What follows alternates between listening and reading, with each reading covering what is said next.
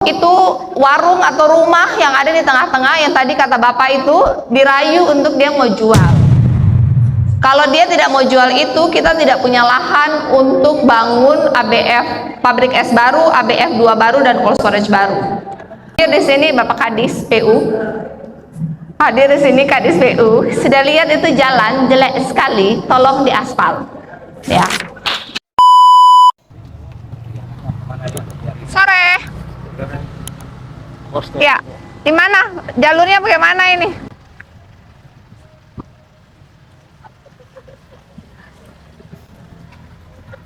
Oh, di lewat mana?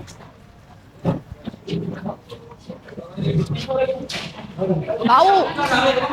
Oh, ikan cakalang. Bukan tuna ya? Ini esnya ambil dari pabrik es. Iya. Ini air. Hah? Ya, emang dia tiba gini baru ABF-nya di mana? ABF-nya di sana. Berapa ton? Ini yang diisi full di sana. ABF-nya berapa jam? Dia kemarin kita coba jadi 17 jam. Berapa minus berapa? Minus 40. 40. Iya. Ini baru renov juga kan? Iya. Ini di manage sama koperasi. Iya. Koperasi siap apa namanya? Barangnya mana? 1 bulan berapa omset? Bapak ketua koperasi. Iya. 1 bulan berapa omset? Ya sekitar 40. Kok dikit? Oh, omsetnya. Iya. Ya, kalau omsetnya itu kita di atas 100. Berapa PAD ke Pemprov berapa? Ya, setiap bulan saya bayar kan di atas 10 juta. Hitungan ABF-nya per berapa? Berapa rupiah per kilo? 400. Yang bulan kemarin, bulan tahun sebelumnya itu 500. Ini sudah turun. Kenapa turun? Abis renov kok bukan naik malah turun? Ya karena memang dikasih dari ini mungkin Harusnya naik Pak Kadis, kita habis renov. masih kira. Saya mulai tahun ini kasih target ya. Nggak capai target saya ganti boleh nggak? Siap. Oke. Kan kita harus cari cuan Pak. Mana cold storage-nya? Ini ya? Ini ABF. Oh. Cold storage-nya minus berapa? Cold storage-nya minus berapa? Ini cuma 10. Kok nggak ada stok? Nggak ada stok ya? Ini harusnya minus 20 kan? Ya. Kenapa cuma minus 10? Orang bisa dapat harus. Oh. Jual kemana?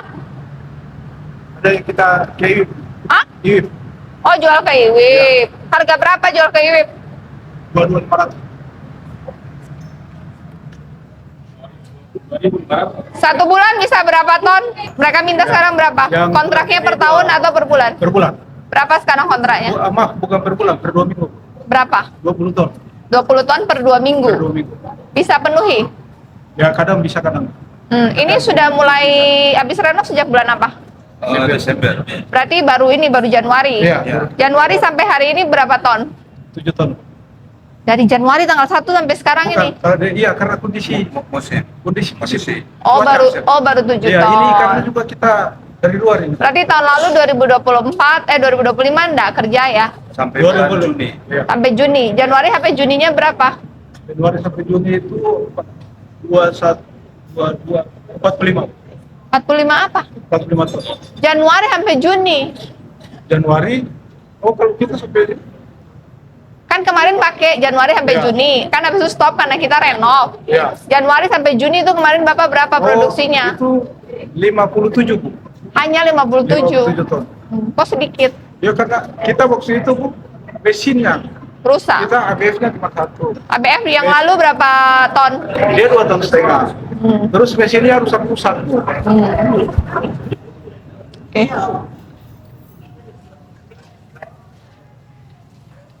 Harga beli di nelayan sekarang berapa? Tinggi, Bu, sekarang. Berapa? Kalau di sini yang nomor 3 itu 28.000. Hah? 28.000 per kilo. Sekarang. Ya. Terus kontrak ke sana 22 bagaimana? Ya. Kita beli di luar. Ini kan kiriman dari luar dan Pak. Oh, berapa dari Bacan? Sampai di sini 15.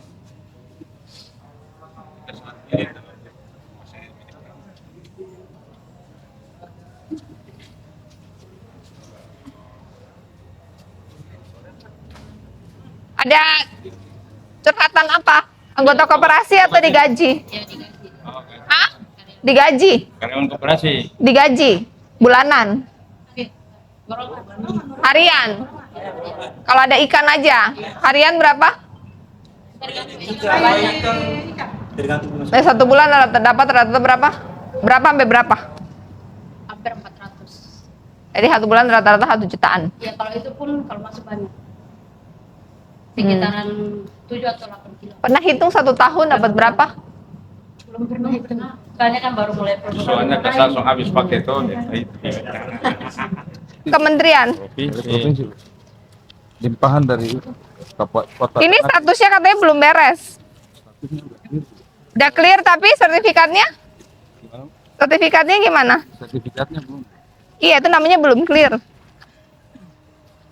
Ini rumah yang kemarin Oh, ini.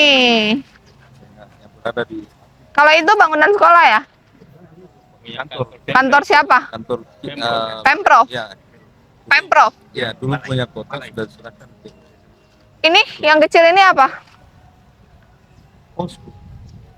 Oh, Bu Perki mana? Mau beli tanah ini. Ini apa? Pasar tempat bongkaran ikan. Ini? Jualan apa? Aula Hah? di bawah itu Ini punya siapa? punya kita. Ya kemarin saya bilang hasilnya belum. Kalau cold storage yang ada pemeriksaan Berindakop itu di mana? Di sana di apa? Di Kota Baru. Kota Baru. Ini sekarang dipakai buat apa? Ini yang di atas gedung pertemuan aula, yang kemudian yang di bawah itu ruko-ruko. Disewakan. Disewakan. Ya. Bayar berapa? Sesuai ini pernah kemarin 1 juta ya Pak Reza. Mana Kak Balai, Pak Reza? Bayar berapa dia? 1 juta per bulan sesuai perda. Hah, 1 juta per bulan? 1 juta per bulan. Sesuai perda. Dikit amat. Iya, makanya harus direvisi perda. Mereka punya omset berapa masing-masing 1 bulan? Ada yang sebagian dibuat kantor, ada yang sebagian dibuat usaha. Kantor koperasi yang ada di dalam aktivitasnya di sini itu Berapa luasan tanahnya? Luasan tanah yang saya mapping itu di 1,1 hektar Total semua. total semua. Secara aturan kita boleh bongkar ini enggak? Bangunan ini dibangun tahun 2009. Ya. Berarti sudah lewat kalau masanya. dilihat dari masa ini sudah SOP-nya bagaimana Pak Sekda? Kalau mau dibongkar? BPKP, BPK atau? Kan sudah lewat dari 5 tahun. Ya. Saat ini nih kekurangan cold storage dan pabrik es. Jadi harus ada penataan ulang kayak kantor-kantor dan aula nanti di atas cold storage aja. Saya sih ABF aja. Di saat musim puncak aja gitu. ABF aja kalau khusus saya rasa cukup karena di saat ABF dan berbuat selesai masuk kontainer misalnya. Cold storage yang kita pakai di ujung itu. Pak Kadis, cold storage yang kecil itu cold storage-nya cuman kapasitas 70. Itu pun rusak cuma 50. ABF-nya juga 1. Dia 1 tahun bisa 200 ton. Ini cold storage-nya 100, 1 tahun cuma 50 ton. Udah efektif koperasi ini. Mana nelayan? Sudah di atas? Ayo. Assalamualaikum warahmatullahi wabarakatuh. Salam sejahtera buat kita semua. Pertama-tama terima kasih Pak Wagub sudah mendampingi. Jadi hari ini kita mau berdiskusi. Saya mau mendengar semua permasalahan yang sedang dihadapi dan apa solusi usulan dari Bapak Ibu sekalian untuk kami Pemprov sebagai pengambil kebijakan bisa menyediakan fasilitas yang lebih baik untuk bisa meningkatkan pendapatan dan nilai tukar dari para petani dan para penjual ikan. Saya memberikan waktu dan kesempatan masing-masing kelompok boleh berbicara singkat padat jelas. Langsung aja ke inti permasalahannya. Mike silahkan panitia, terima kasih. Saya tadi sampaikan kendala yang terjadi. Saya Melihat perkembangan di tahun 2025, saya mengikuti perkembangan ini bahwa hasil produksi yang barangkali kepala balai dan pemilik kurang lebih di atas 2.000. Hampir satu miliar. Feedback yang ini apa? Yang kedua, pelayanan itu poster yang sebentar yang kemarin pernah terjadi itu ada rehab. Terjadi pelayanan ini terjadi overproduksi, ibu. Overproduksi saya melihat kapal itu kurang lebih hampir 3 hari tidak menemukan ikan. Justru karena itu saya memohon kepada gubernur dan waktu beserta sekretaris dan kepala dinas perikanan provinsi Maluku Utara, kiranya daerah-daerah ini diperlukan di tempat kosong. Oke.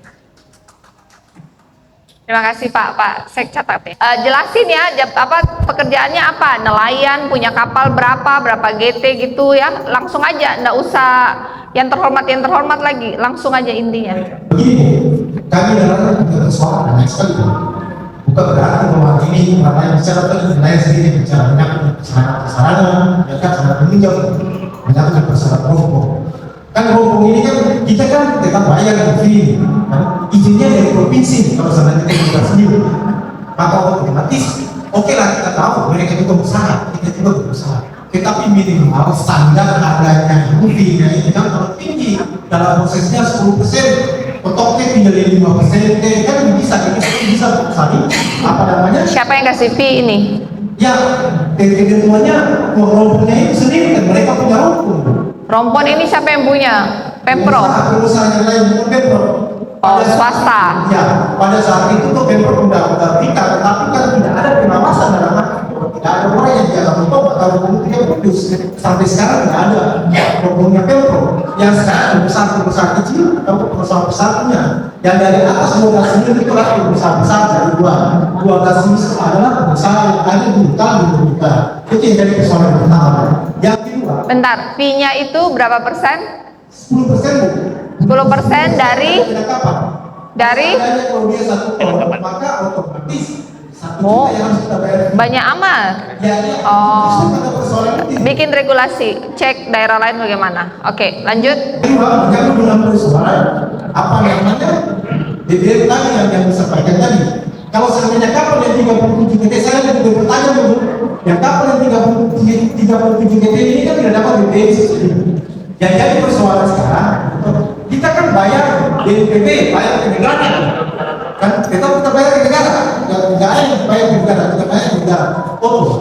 Kita kan tidak lari dari regulasi yang ada. Kita tidak akan lari dari apa namanya izin provinsi, izin pusat. Kita tetap ada izin pusat minimal BPM harus turun. Kan seperti itu, supaya agar kita punya kos di luar itu sedikit. Kalau tidak kita untung, kami mungkin sekali, tapi kami paksa karena kita bersama di sini. Jadi sehingga anggap bahwa kita kali beban. Jadi maksudnya Bapak mau turunin GT-nya atau dia tingkat minatnya itu bentuk dari pemerintah pusat.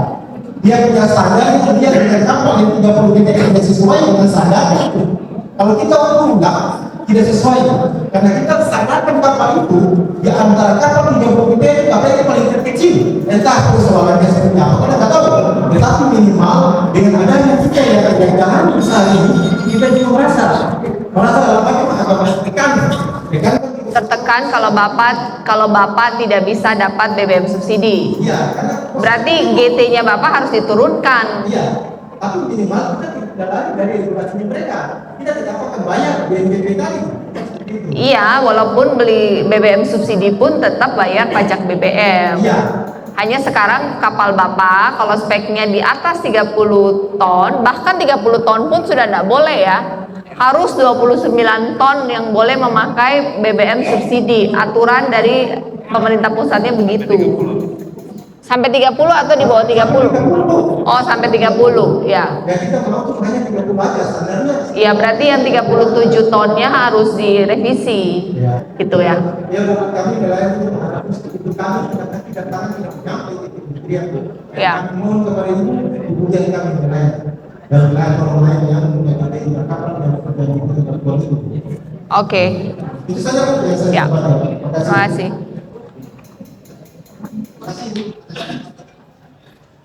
saya kasih apa ini? Kapasitas berapa? 32.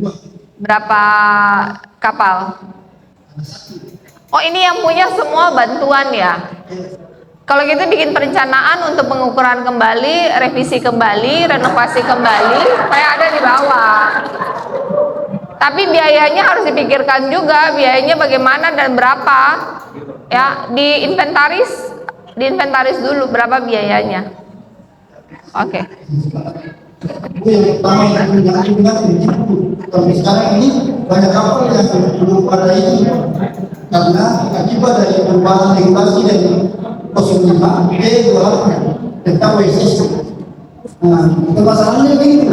Selama ini OSS dari PTSP tidak melakukan sosialisasi baik PTSP maupun KKP, sehingga pada saat perubahan regulasi sampai sekarang ini kapal itu masih banyak belum ada izin. Kemarin saya baru ada 10 kapal. Permasalahannya ini kan regulasi itu berubah, tapi kan disosialisasi oleh PTSP provinsi maupun PKP. Karena waktu kita tanya cuma jawaban saja, baca sendiri aja. Sehingga kita ini kalau itu kita tidak hapus, ini seharusnya depan sudah. Karena kita ini belajar dari itu TikTok. Saran Bapak apa? Saran saya ini batas sosialisasi baik PTSP maupun KKP. Karena ada satu izin yang sudah dicabut DLB-nya, itu kapalnya ada dibaca, itu tidak bisa lagi terus apa izin. Yang kemudian kedua ini, karena TTP ini kita sudah bayar 1 tahun, pada saat izin disuruh bayar lagi. Kita mau waktu kita disuruh bayar ada regulasinya, usulan bayar kita sudah bebas lagi, itu ada regulasi. Waktu kita tanya arah pusat. Lah arah pusat yang sesuai dengan PP 85 itu kita sudah naikkan, selesai dalam 1 tahun. Karena lainnya dari SDKP provinsi dibuat pertemuan antara nelayan sama pihak BPM yang pemerintah pusat. Saya menjelaskan kalau itu ada regulasinya, nelayan tidak perlu berdebat lagi. Karena kita sudah bayar 1 tahun, pada saat keluar sipil lagi harus bayar lagi. Cuma nelayan bayar. Bentar, sabar, jawab dulu. Berarti untuk diketahui, PNBP yang Bapak Ibu bayar itu kepada pusat belum ada bagi hasil kepada provinsi, belum ada hitungannya. Jadi saat ini pembagiannya paling dalam program-program DAK, tapi tahun ini juga belum ada DAK ya. Oke. Yang kedua, perizinan bagaimana itu? Kenapa bisa kapal-kapal tidak ada perizinan? Perizinan untuk kita di daerah itu sudah dibebaskan untuk kapal-kapal daerah. Demikian pula halnya kapal-kapal pusat yang kapasitasnya di atas 30 gt, izin terkait dengan dokumen juga sudah dibebaskan. Tidak perlu izin? Tidak perlu izin, dokumen tetap ada tapi biayanya telah dibebaskan. Iya, tapi izinnya ada enggak? Ada izin. Enggak pakai biaya? Enggak pakai biaya. Kalau sebelum penerapan pasca tangkap, dulu untuk 1 kapal kelengkapan dokumennya itu kita nelayan-nelayan di atas 30 gt bisa menghabiskan sampai 80 juta. Izinnya estafet paralel, izinnya itu 1 selesai, baru 1 sampai selesai. Izin ending itu butuh waktu cukup lama, dan 1 izin yang proses bisa jadi setelah izin berikut 1 izin lagi masa berlaku habis. Akhirnya kemudian pemerintah mempertimbangkan seluruh proses perizinan dibebaskan dengan penerapan pasca tangkap PNBP tadi. Oh, jadi sekarang sudah tidak ada biaya mengurus izin tangkap, tapi kemudian ada PNBP. Dasar perhitungan PNBP berdasarkan hasil tangkap? Ya. Berapa? Kalau saat ini itu penetapannya 9.500 per kilogram dikalikan dengan 5% untuk PNBP-nya. Yang kami tawarkan ke pemerintah pusat bahwa oke, penerapan PNBP bisa diberlakukan, tetapi pendekatannya harus neto, jangan bruto. Kalau pendekatannya bruto, logikanya 1 ekor ikan yang ditangkap oleh nelayan kita include dengan timbangan itu sudah kena pungutan. Bagaimana kemudian kalau nilainya merugi? Jadi sekarang realisasi perhitungan PNBP itu contoh Cakalang. Cakalang sekarang jual harga berapa per kilo?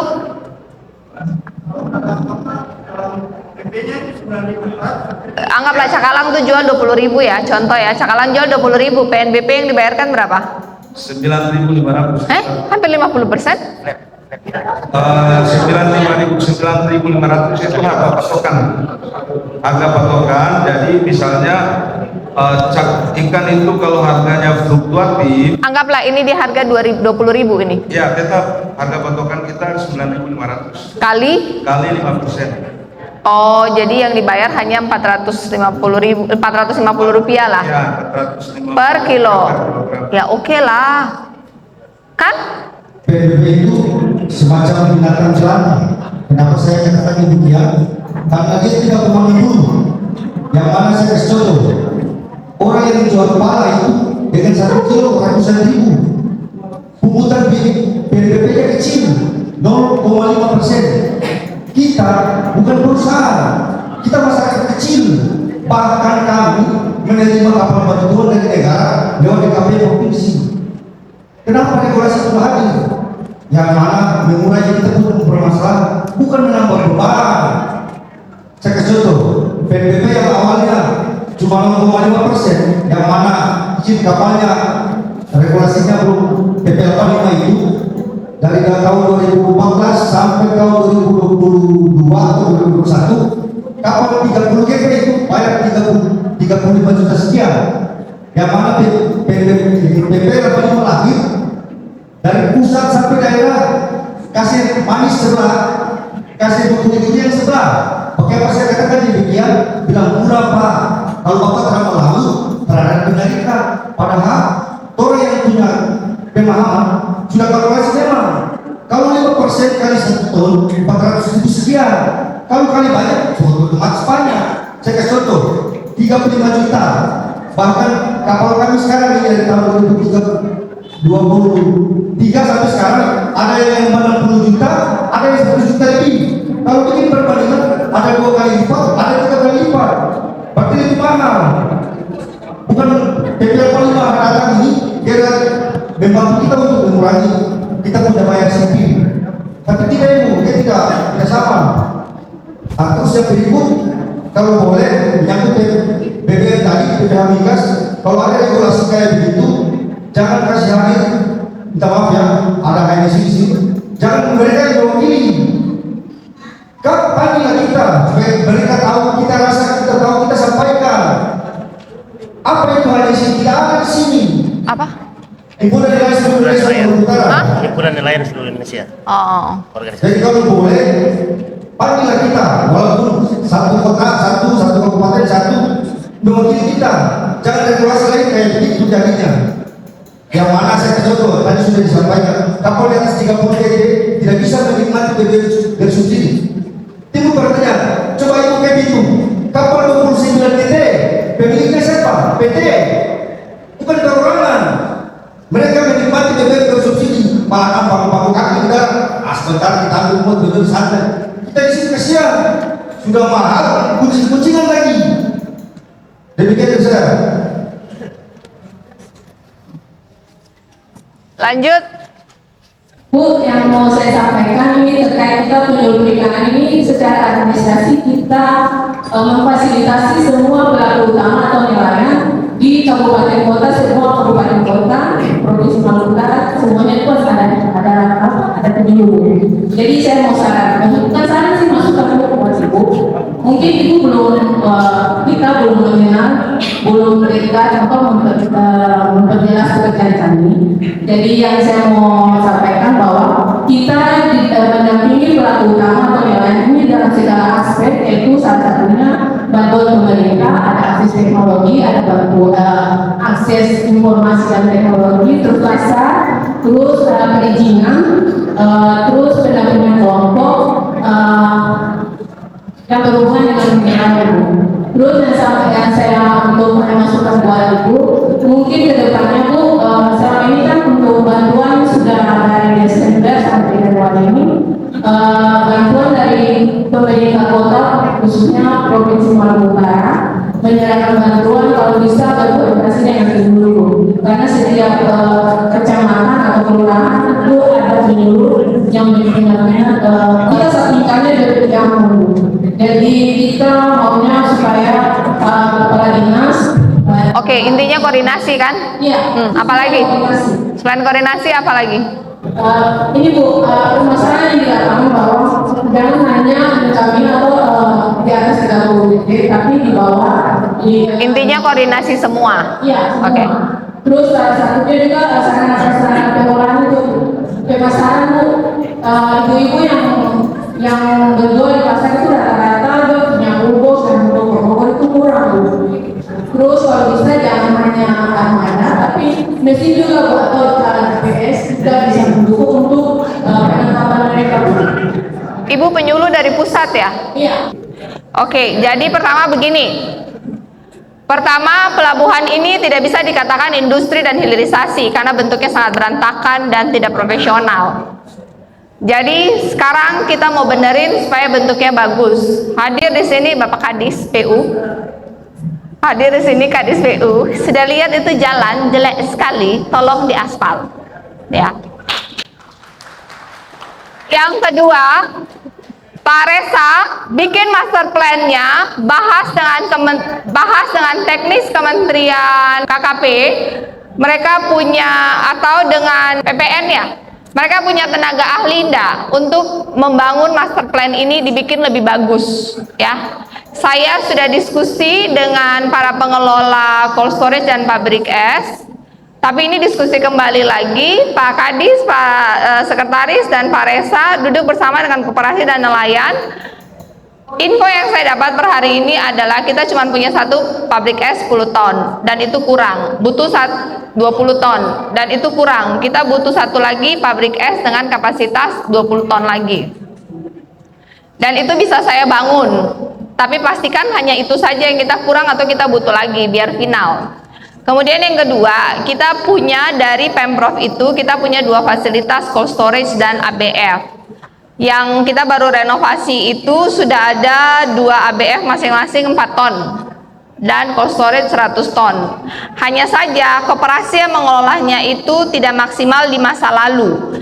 Alasannya karena mesinnya rusak. Sekarang kan mesinnya baru. Jadi duduk bersama dengan koperasi, saya kasih kesempatan 6 bulan. Pertama, dia harus beli tunai kepada nelayan. Mampu tidak? Kedua, dia harus ada target tertentu, mampu atau tidak. Kalau dia tidak mampu, maka setelah 6 bulan kita akan review pengelola baru. Setuju tidak? Ya. Dan yang kedua, kita perlu, ini berdasarkan hasil survei saya, infonya kita masih butuh satu lagi, kita masih butuh 2 ABF lagi masing-masing 4 ton dengan cold storage 100 ton. Karena katanya ketika puncak, ketika lagi rame, itu kapal bisa antri sampai 1 minggu hanya untuk bongkar. Benar tidak? Ya. Tetapi ini semua bisa terjadi hanya dengan 2 catatan, yaitu satu, itu warung atau rumah yang ada di tengah-tengah yang tadi kata Bapak itu dirayu untuk dia mau jual. Kalau dia tidak mau jual itu, kita tidak punya lahan untuk bangun ABF, pabrik es baru, ABF 2 baru, dan cold storage baru. Opsi kedua, kalau dia sampai tidak mau jual, maka dengan disayangkan ruko ini harus dibongkar. Cuman kan sayang ya. Atau Pak Resa bahas dengan mereka di sana, tenaga teknisnya, kira-kira apa lagi yang bisa dibongkar untuk bisa dibangun. Paling gampang adalah jika bulan ini, minggu ini yang itu mau jual, maka tahun ini pun saya bisa bangun 1 pabrik es 20 ton, 2 ABF 4 ton masing-masing, dan cold storage 100 ton. Jadi coba itu rembukan bersama lalu rayu dia untuk jual. Setuju? Jadi pertama, kita kurangi kalau boleh maksimum di puncak tidak ada antrian untuk bongkar, karena itu mempengaruhi biaya Bapak Ibu nelayan. Kedua, bahas kuota, bagaimana kita naikin kuota untuk BBM subsidi. Dan yang ketiga, rekap semua kapal pemberian Pemprov yang di atas 30 GT Kalau kita turunkan menjadi 29 GT, berapa biaya masing-masing? Siapa yang mau bayar biayanya? Mau bagi hasil atau bagaimana? Secara aturan BPK dan lain-lain itu bagaimana?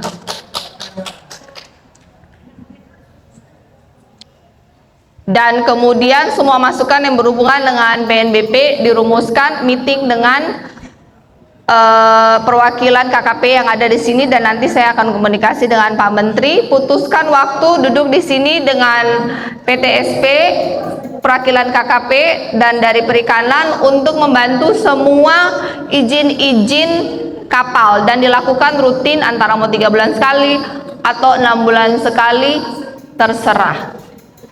Jadi yang saya janjikan ini bisa terjadi jika yang punya tanah itu dia mau berbesar hati untuk menjual. Kita sudah appraisal, harga sudah kita tawarkan, tinggal yang bersangkutan mau atau tidak.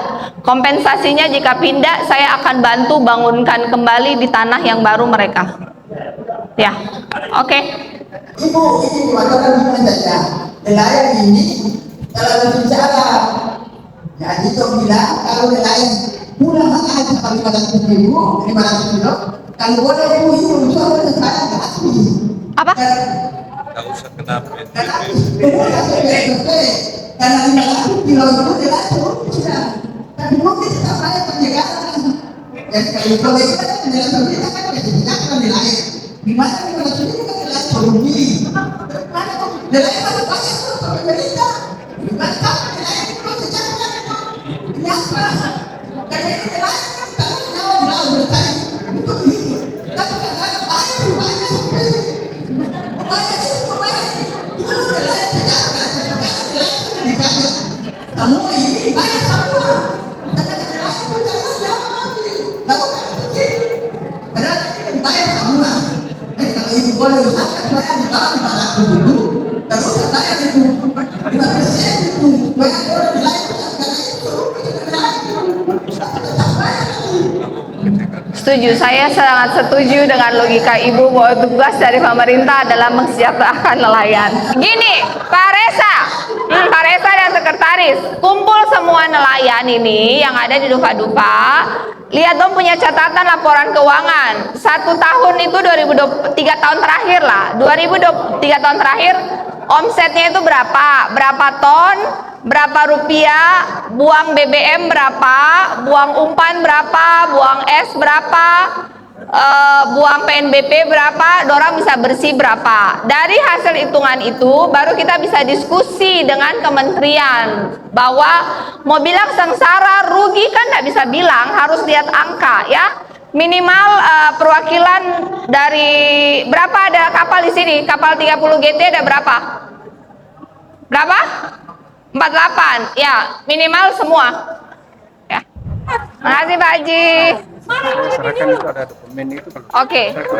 Ibu untuk foto. Ayo. Halo.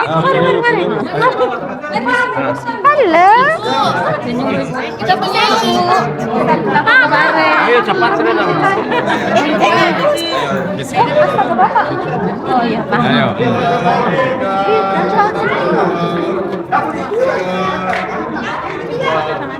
Oke. Ya, kapan mulai? Minta foto. Batang dua minta foto. Ini batang 2 apa? Ya. Oh iya, itu batang 2 saya sudah komunikasi sama Pak Sekda, mudah-mudahan tahun depan bisa dibangun Oke. oleh kementerian. Oke. Sudah. Satu katanya di kafe yang apa gitu itu.